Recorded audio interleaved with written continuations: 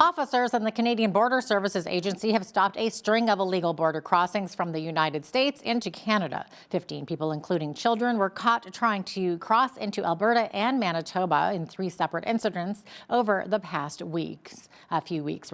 One incident resulted in the death of 1 individual. BCN's Landon Hickok has more.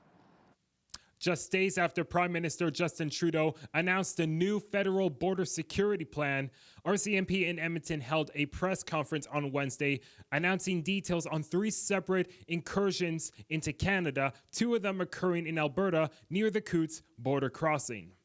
On Tuesday, February 4th, at approximately 7:45 a.m., an individual attempted to enter Canada through the Coutts port of entry.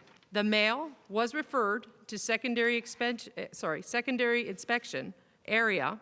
However, he fled the north from the port of entry. Officers with the Canada Border Services Agency, RCMP detachments, and Lethbridge Police Service began looking out for the man later determined to be a U.S. national. His vehicle was spotted near the town of Raymond, where he was also sighted with a firearm. A tire deflation device was successfully used by the RCMP south of Mill River, and the vehicle came to a stop. The male then fled on foot and was pursued by RCMP Police Dog Services and other RCMP officers.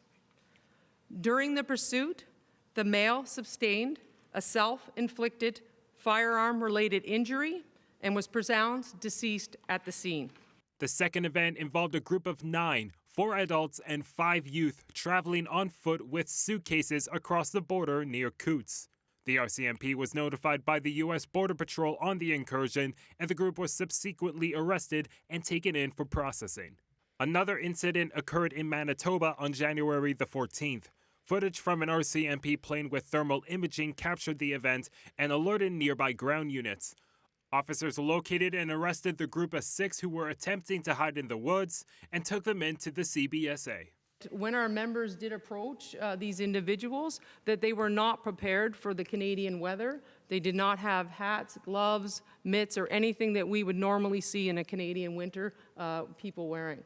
I will note in all the incidents that I described today, both in Manitoba and Alberta, the weather was incredibly cold and ranging from -20 to -30 degrees Celsius without factoring in the wind chill factor.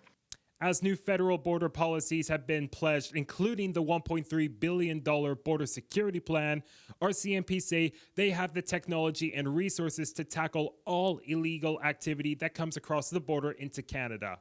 And they are proud of the work that the officers face on a daily basis, citing dangerous and dynamic conditions. For Bridge City News, I'm Landon Hickok.